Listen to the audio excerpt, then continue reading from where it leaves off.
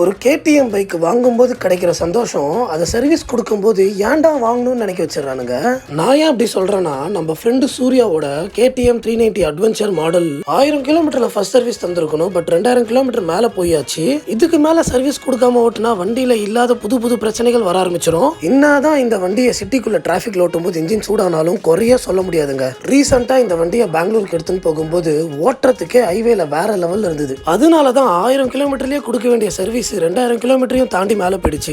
இதுக்கு மேல லேட் ஆக்க வேணாம் சொல்லி கேடிஎம் ஷோரூம் எடுத்துன்னு வந்தாச்சு. சர்வீஸ்க்கு கொடுத்திருந்த நிறைய வண்டி டெலிவரிக்கு வெயிட் பண்ணிட்டு தான் இருந்தது. நம்ம வண்டிக்கு பண்ண போறது first service. So general service பண்ணாலே போதும். சரி வா மச்சான் வண்டியை சர்வீஸ்க்கு ரெஜிஸ்டர் பண்ணுவோம் சொல்லி சந்தோஷமா மேல போனா 10 நாளைக்கு சர்வீஸ் பண்ண முடியாது, ஃபுல்லா புக் ஆயிடுச்சுன்னு சொல்லிட்டானுங்க.